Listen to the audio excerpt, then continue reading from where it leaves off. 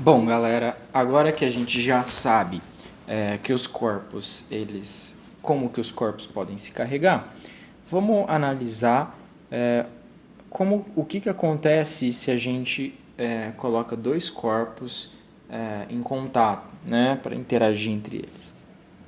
Bom, acontece que se a gente colocar uma carga positiva próxima de outra carga positiva, aparece uma força, certo? Aparece uma força em ambas as cargas. A esta força a gente chama de repulsão. Então, observem que essa força, na verdade, ela é um vetor. Né? Por que, que ela é um vetor? Porque ela tem uma direção. Vocês estão vendo que a direção dela é na direção radial. Né? Então, aqui eu escrevi o vetor unitário, que aponta nessa direção, de uma carga para outra. Certo? E ela tem um sentido, né? Ela vai para frente ou ela vai para trás.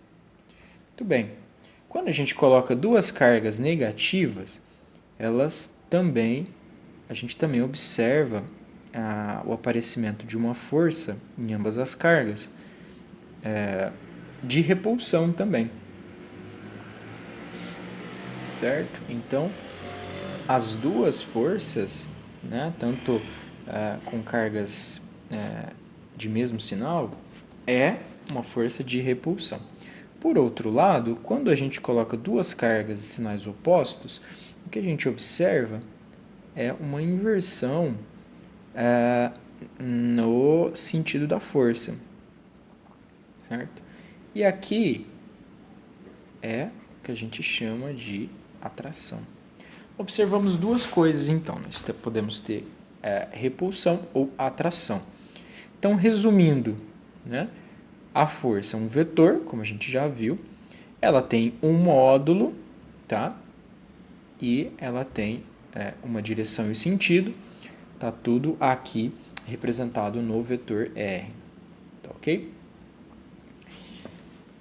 Muito bem. Então, vamos ter. A gente já falou sobre a direção e sentido. Vamos ter algum insight a respeito do módulo. O módulo ele depende essencialmente de duas coisas: da distância e da carga que a gente coloca. Primeiro, vamos analisar a distância. Se a gente tem duas cargas distantes por uma distânciazinha r', né? E agora vamos fazer essa positiva também. Duas cargas separadas por uma outra distância r duas linhas, sendo r duas linhas menor do que r', a força que está aparecendo aqui no primeiro sistema é uma força F'. Tá? Por outro lado, quando a gente diminui a distância, o que acontece é o aparecimento de uma força maior nessas cargas. Certo? Ou seja, o módulo da força ele é proporcional à distância que essas cargas estão. Né? A distância ao quadrado, né? Para ser o módulo da distância. Certo? Então, essa é a nossa primeira observação. Por outro lado, quando a gente coloca duas cargas, né? Então, uma carga maior do que a anterior, ou menor também, tanto faz, de forma que, assim, o que acontece? Essa força ela passa a ser proporcional à multiplicação das duas cargas, Q1 e Q2. Né? Então, assim, pode ser menor, pode ser maior do que a situação anterior. Certo? Muito bem. Então, vamos resumir o efeito do módulo. Vamos resumir tudo que a gente observou até agora.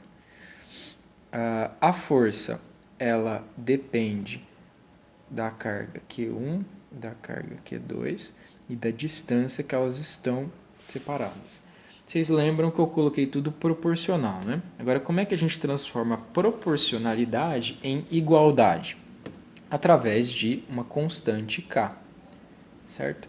Essa constante é chamada de constante eletrostática.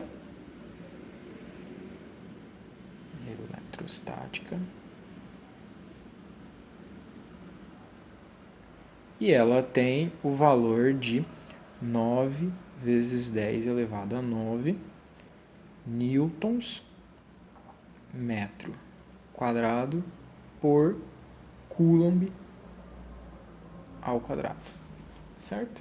Às vezes a gente coloca ela em termos de uma outra constante, que é 1 sobre 4π epsilon zero, e epsilon zero é chamada de permissividade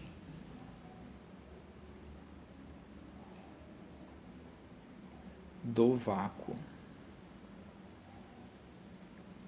sendo que o valor é de 8,85 vezes 10 elevado a menos 12 coulomb ao quadrado dividido por newton vezes metro ao quadrado, certo? Então, a gente viu o módulo, né?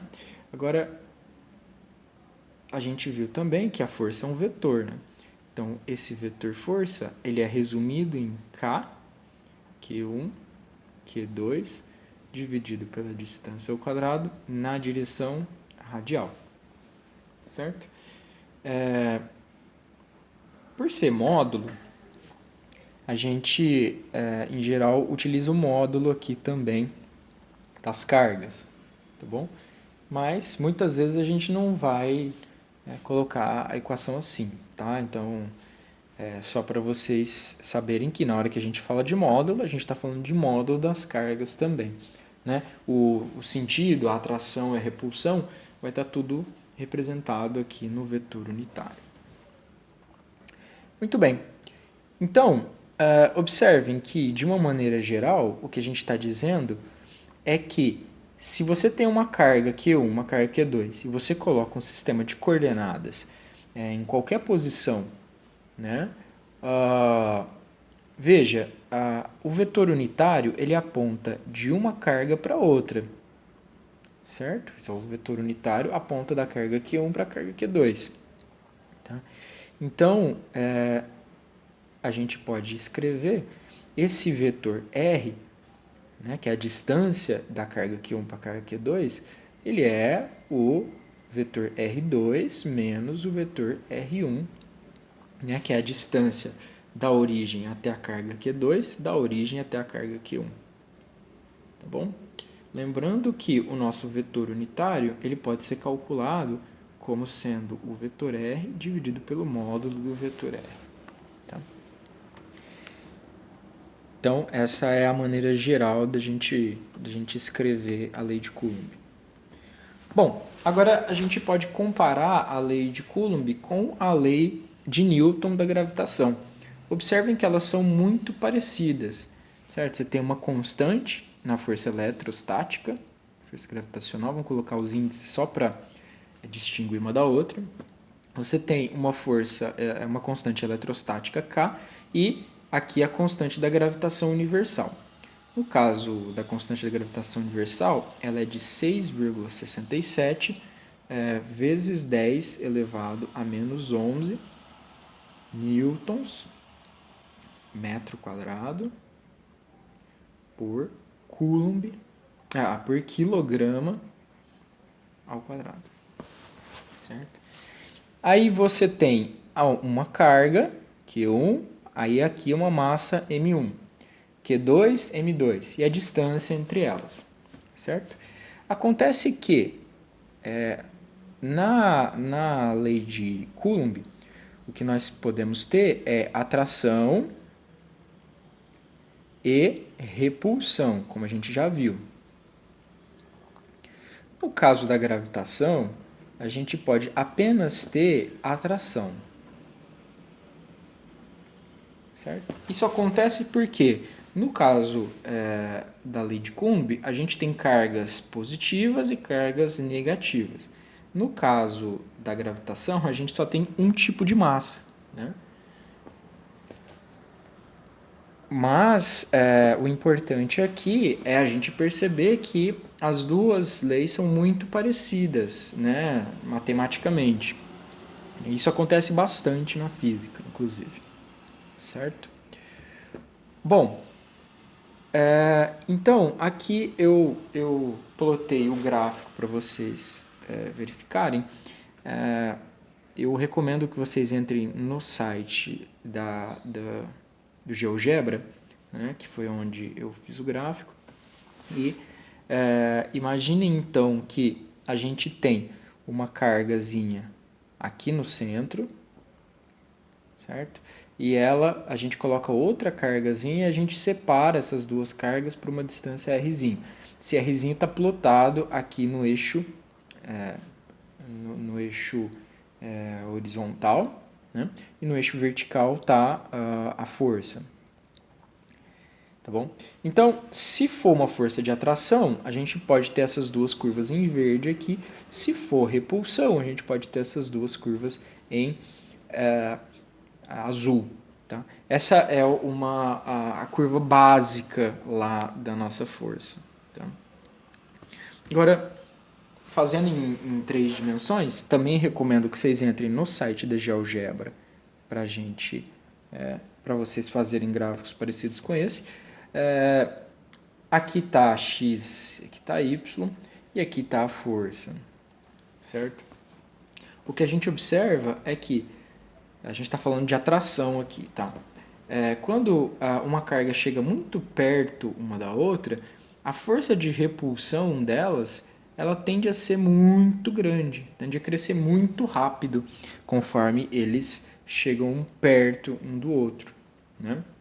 Por outro lado, se eles se afastam muito um dos outros, a força eletrostática tende a ser nula. Tá? Lembrando que a gente está falando de cargas estáticas, por isso eletrostática. Certo?